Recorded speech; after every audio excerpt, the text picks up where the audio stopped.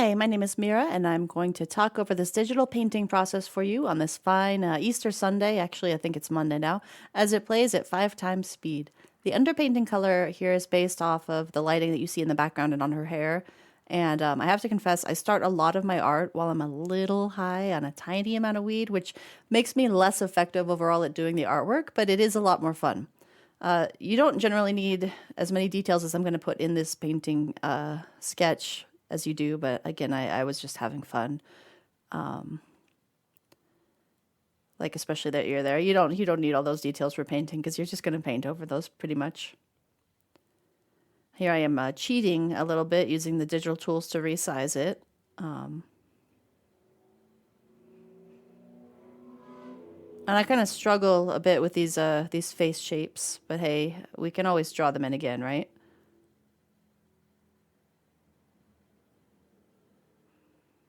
And I start blocking in the glasses here in just 1 second because of how they interact with the eyes in the reference photo.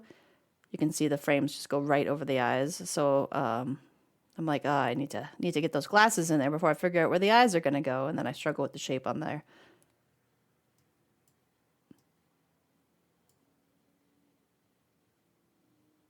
It's funny to watch this back and be like,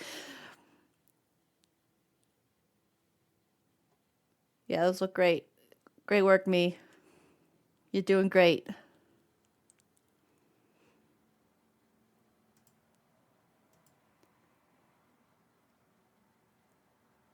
Again, you don't need this many details when you're painting. But sometimes it's just fun. And then also, like, you got to check your silhouette, and I noticed the ear wasn't sticking out enough, and so I adjusted that a bit. Started to get some of those hair lines in just to get the general idea of where the hair is going to go.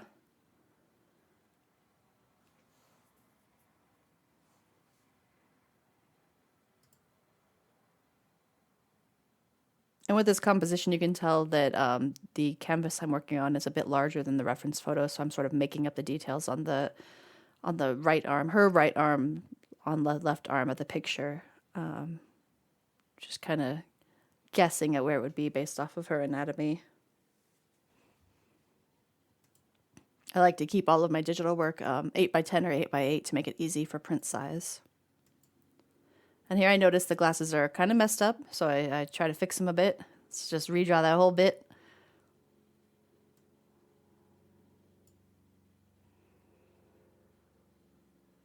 Yeah, that's better. The nose too. Let's redraw that while we're at it. When you're working digitally, flipping horizontally is a great way to look for mistakes. It's a really easy way to do that because you can immediately see like, oh, that doesn't look right when you flip it the other way. And you can do that when you're not working digitally by using a mirror, but you can also just, walk away from your art to really see what you're doing and to get a better idea. And I do that later too with the painting. I zoom way out just to get a quicker look at the overall picture. Because you can get really like, you can have trouble seeing the forest for the trees, And as you can see, I could tell that the shoulders were off. They weren't a straight line like they were supposed to be. And I could tell that right away from flipping it. And the same thing too with the cowlick and the hair, I noticed. So I flipped that back around too. And again, I'm loosely blocking in just the big shapes here that I'm going to be painting over. And just having fun doing it. You got to have fun.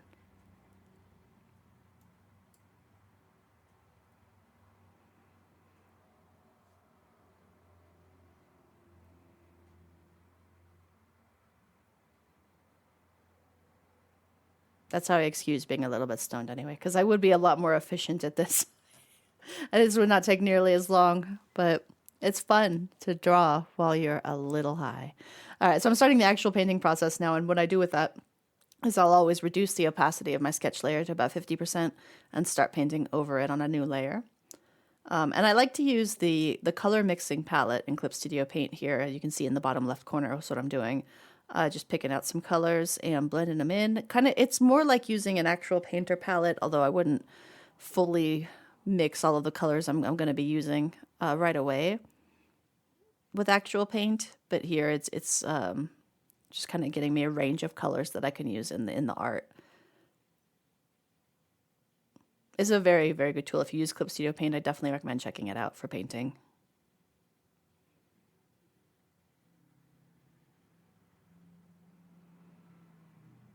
You can just blend them right in the palette there, and then use the same tools if you want that you're using on your canvas as well. So here we go. Start just blocking in the light colors first on the face. I use the oil paint brush as well because it has that color spread. So if you, it works kind of wet on wet, you know. If you, you'll see more when I start using a different color, but it will pick up the colors that are already there on the canvas. So you can already get that kind of mix right there. This is the first time I'm recording one of these voiceovers, and you can tell because I don't know what the hell to say. Like, don't leave dead space, I keep telling my brain, and then at the same time I'm just rambling. But hey, it's for the artwork. You know, you're here to watch the artwork. I also keep that oil brush set to preset to 3 different sizes, rather than adjusting the size on the fly, and that's mostly to keep me from getting too caught up in details. You know, making the brush too small and just going for it. And also it keeps it more painterly, because instead of like making one big brush to get a big shape, I can just do a bunch of little strokes.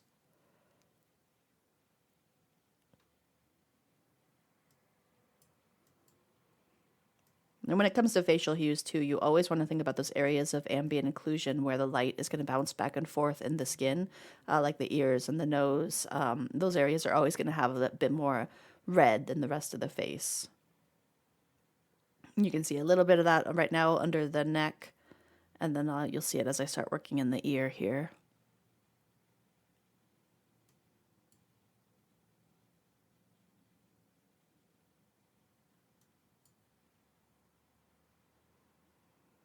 Just redden it up.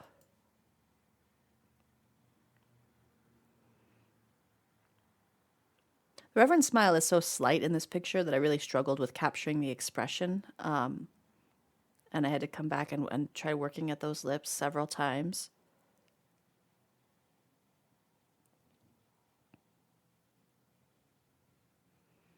Which I'm not even there yet. I'm ahead of myself. I wrote down this nice little script to follow along, and the timing of it is all wrong. This is a real live and learn moment. Here's the lips. We got to them. I also pick a slightly pinker color than what I've got on the palette mixed already for the lips. Lips and cheeks will be a little more pinker usually, especially if there's makeup involved. But here you can see I really start to struggle with that expression.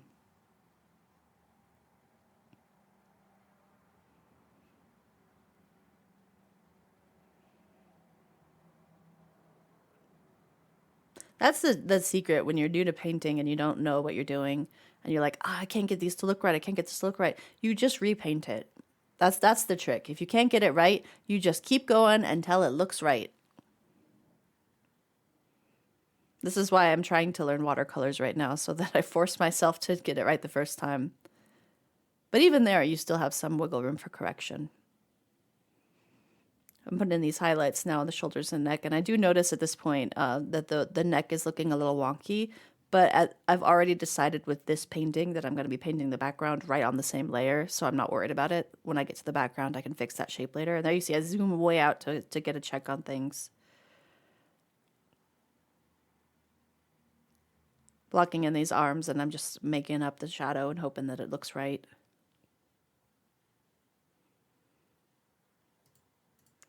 A lot of times when I'm painting digitally, I will blend the skin to make it smoother, but with this painting, and in general, I'm trying to be looser and more painterly so that it's more visually interesting. Because if you just have a smooth gradient, you know, that's not too exciting, but the paint strokes will get some variety, some interest to it. And that's why I'm not blending in these arms, because you can see a lot of paint strokes just right on the arm there, and I love it. I love it. It's beautiful. And here I start color mixing just to get like a shade for the whites of the eyes, which was a bit unnecessary. Whites of the eyes too, very misnomer. You know, if you don't know, whites of the eyes almost never white. If you're ever doing a face and you're like, something just looks off, I can't figure out what it is, try darkening the whites of the eyes. It's usually that. No, I don't say it's usually that. It's usually 1 billion things, but it can be that. It definitely can be that.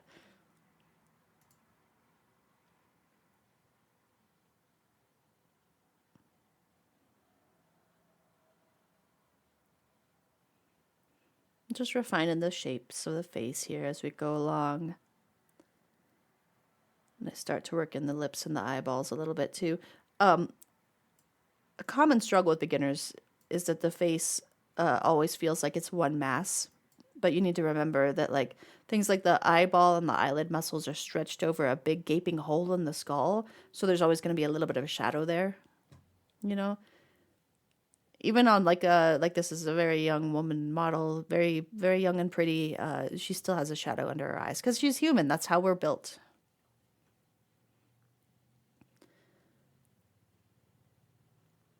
And I noticed at some point during this too that the way I blocked in the glasses with the pencil is just still not right. So I kind of paint around it and it's like, I'll deal with it later.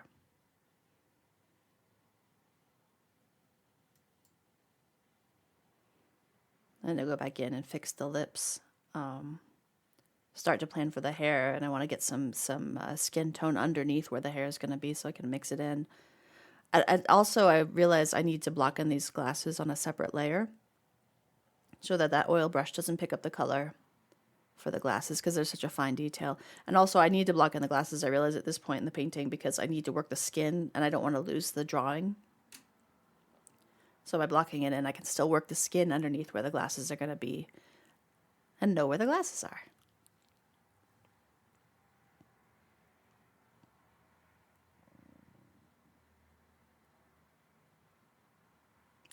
I probably should have just used the ellipse tool, but it's fun to just paint a shape, you know. Because I do struggle with getting these circles quite right.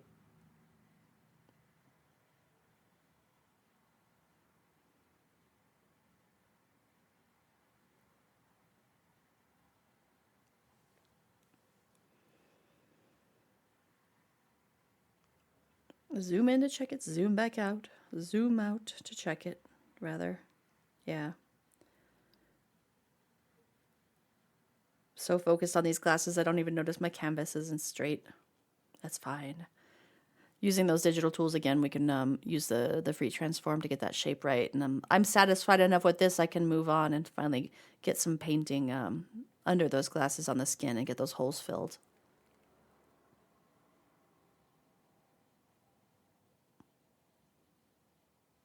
I want to note too how I've been keeping my reference the same size this entire painting. And that size is not very large because it's a lot easier to capture a likeness if you aren't zoomed in way in on your reference, you know.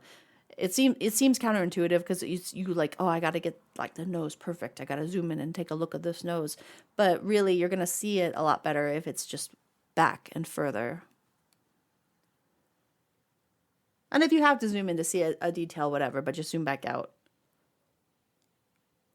It'll make a huge difference in just capturing likeness on a portrait. So now I start to pick out the colors for my hair after adding a little bit of details to the eyes there.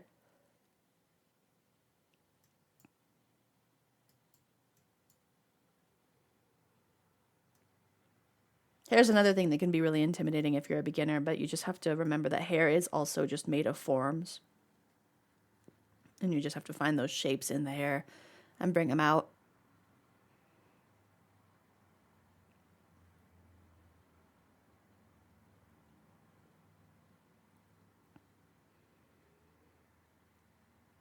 Hair is one thing where I really love playing with the oil brush too. I just love how I don't have to blend on my palette at all. It's just get it all right on the canvas.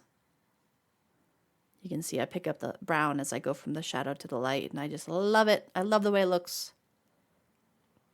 I really love this model's look overall in general. This photo I got from Unsplash, and the photographer there is Alex Perez.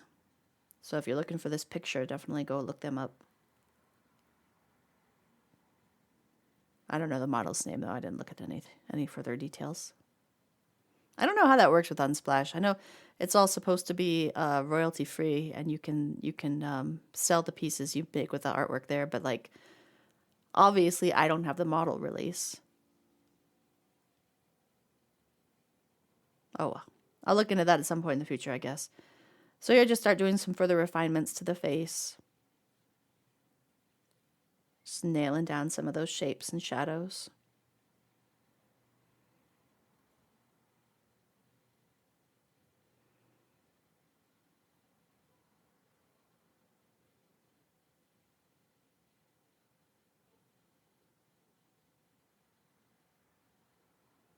Gotta get the all important upper lip.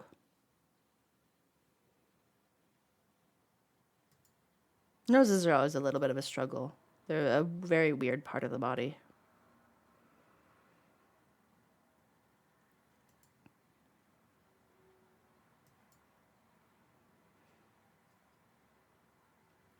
Watching back this process is good too, because I catch mistakes that I didn't notice while I was actually painting the damn thing, like how the red of her cheek should extend all the way to her sideburn, but it don't.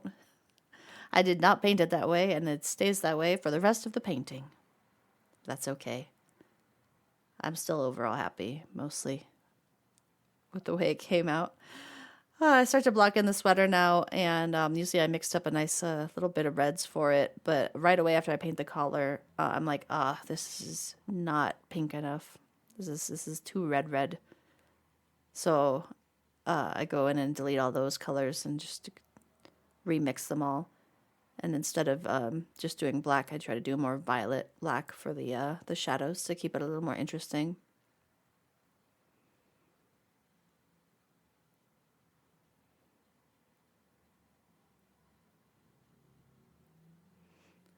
As I'm painting the sweater too, I go shape by shape on it, get the collars, get the sleeves, then get the body, just because I don't want to lose those pencils as I'm doing it. If I didn't go so far with my sketch, I wouldn't have that issue. If I like, because you can paint a fucking portrait without sketching first. Absolutely. I don't do that. But you can.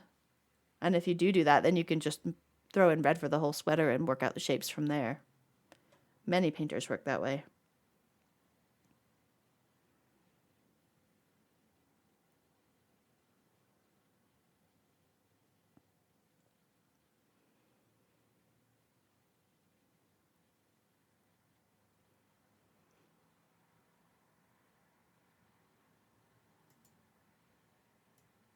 The sweater too was just kind of a real struggle to paint, and I probably should have put more time into it.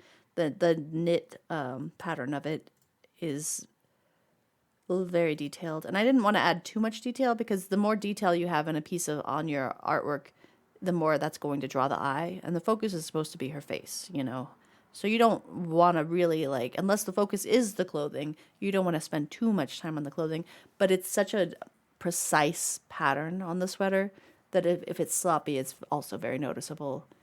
And I feel like I probably could have put more time into it, but these are lessons we learn.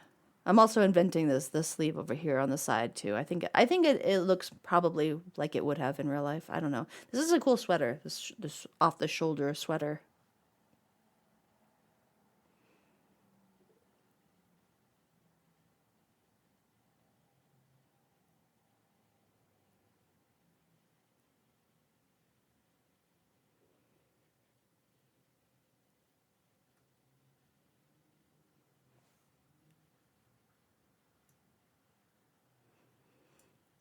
And like I said, I wanted the shadows to be this dark purple to make it more visually interesting, because just having neutral colors, is not as visually interesting. But I do go in later and just add a bunch of black, because I look at the reference and I'm like, yeah, that's real dark. That's real dark. We got to darken that. This is the part of the sweater where I'm like, I don't know if this looks right. I don't know. I don't really want to spend the time making each line perfect. That's just not the kind of painter I am.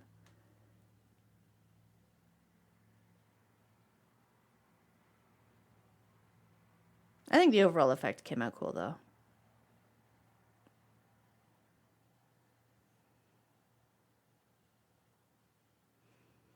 The real problem was the highlights on this one boob on the left side of the picture. I had a very hard time getting that effect. Here comes the black to darken it up.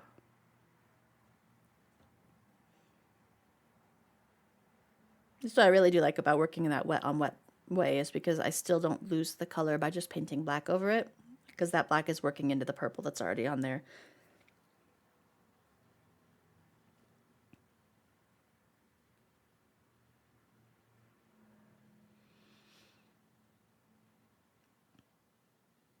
I don't know. Overall, I do think I kept the sweater pretty loose and painterly without looking too sloppy. But if you disagree, let me know in the comments. Let me know what you think.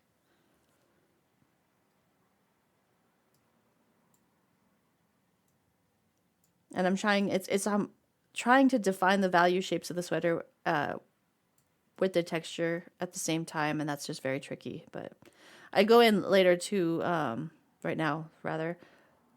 I'm like, it needs more texture. So here I'm using just a dry bristle brush that I've got in Clip Studio Paint to just add a little bit more interest, add a little bit more texture to the sweater, and then into the hair, which makes a huge difference in the hair. I think I should have made it a little bit neater on the sweater, but overall, I think I'm still happy with it. The hair, though, ooh, baby, I love it. Just good hair overall.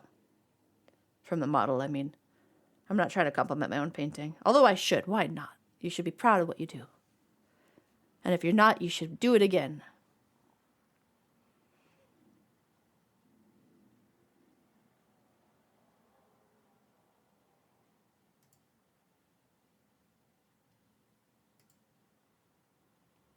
And here I'm just going in, refining the face a little bit more, greening up that eye, putting the eyebrow in.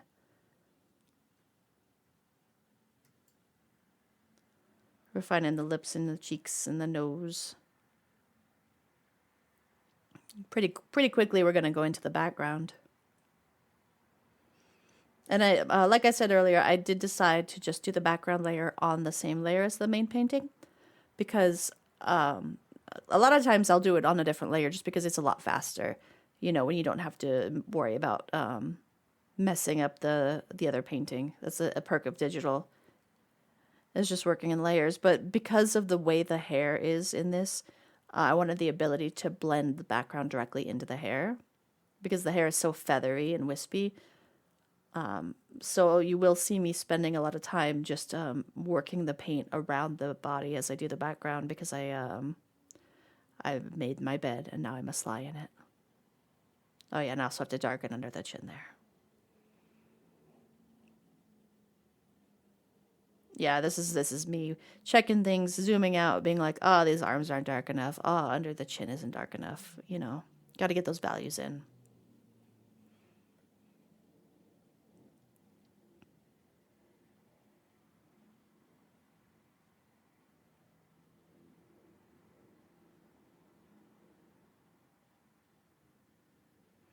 So now I'm going to start the background. I'm going to go over my pencils just to get those out of here, because that green color that's in the underpainting is actually right by her face there. On the right side.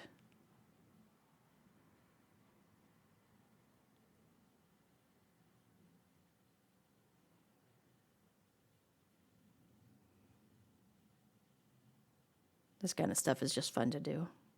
Just coloring book time. And because I'm making up the left side of the picture there, I'm following the perspective on the road, because she's standing in front of a road, to try to get that angle correct. And I think it's maybe a little wonky, but I make it work later.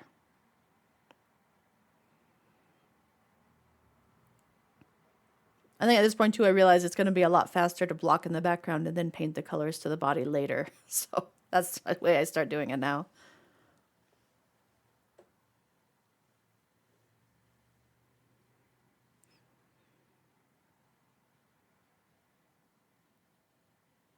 I really struggle with backgrounds, and that's why I'm just trying to keep close to the reference on it. That's something I really need to practice more, though, as an artist in general, is I've never been real good with backgrounds.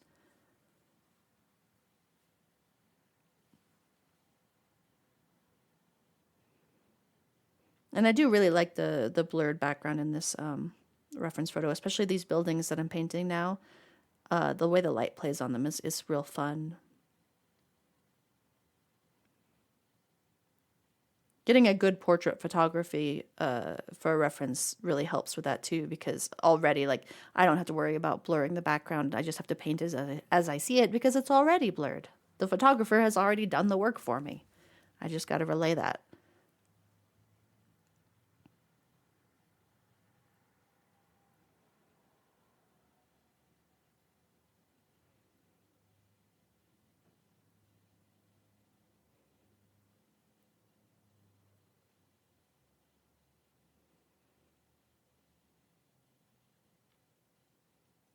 This is a good time of day too. Like, it's an interesting time of day. You don't see a lot of photographs taken in this kind of lighting, I feel like. And it works real well with this model.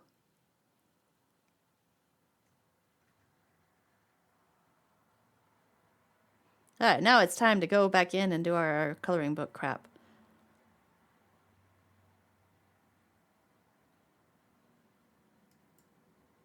I like to also, I didn't mention, but I like to use the square oil paintbrush for the background because I feel like it gives it a more painterly look, and it's like not going super into the details, you know? Like the square brush helps me to keep it loose and painterly and interesting to look at without being like trying to be realistic to what it is. Which in this case doesn't matter too much because again, I'm painting a blurred background. But even if I wasn't painting something blurred, like you can kind of cheat that already if you're painting something that's like perfectly crisp.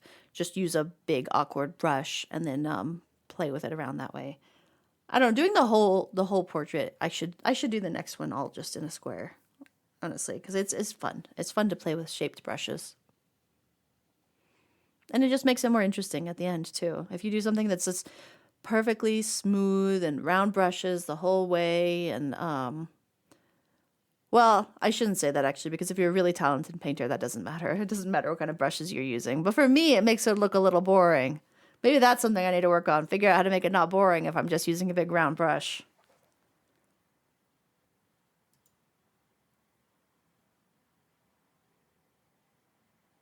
I feel like one of my failures with this painting is I definitely should have played more into the hair with the background. Because I just do a little bit here, but I think I was like, I'm ready to be done with this painting. Time to go.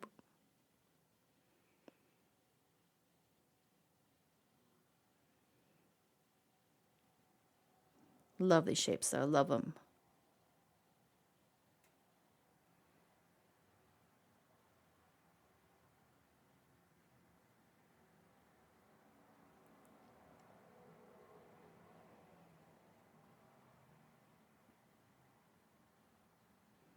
And there I just go in and blur. I didn't blend it all in the painting itself because, like I said, I was trying to keep it painterly, trying to keep those paint strokes visible and interesting. But in the background, let's blur, blur, blur. Blend, blend, blend, rather, I should say, because that's the blend tool I'm using. I don't blend everything. Sometimes I do. The last painting I did, I blended everything in the background. But I really love those building shapes so much that I didn't want to touch them. Just blend a little bit here and there. And then I'm going and adding some more detail to the eyeball. I actually bust into a pen tool here from a set of pens I have with a little bit of a rougher texture to add some little eyebrow hairs and add the eyelashes, add the corner of the eye.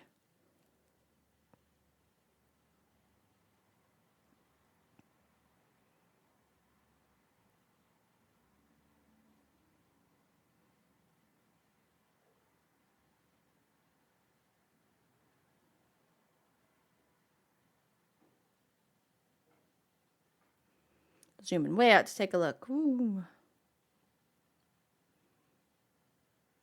And here I go to block in the glasses, get those colors in. I shouldn't say blocking, because I blocked them in earlier, but now I'm actually rendering them. Painting metals is so fun. If you're ever struggling with metals, just up the contrast more. Like, that metal doesn't look right. Darken the shadow. Put it right next to the highlight. Yeah, go crazy. I'm just copying the reference though here. Nothing that fancy. I also use this other layer to add her earring as well, so that doesn't get blended right into the ear. Second layer. Then I go back to my main working layer to try to really pop that eye some more. And I realized like the earring isn't popping because I have forgot to render half of the ear, so I work on that for a minute.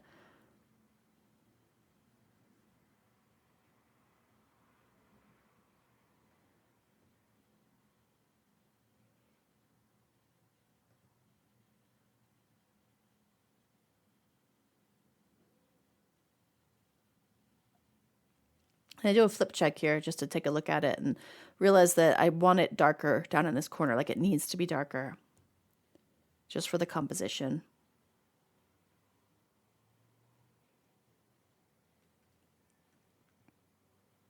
And I like that a lot better. I think that's pretty good. And overall, I'm ready to sign it. And there I go. So I hope you guys enjoyed this process video. If you did like this video, hit that subscribe button as I plan on making many more of these. And thank you. Have a great day.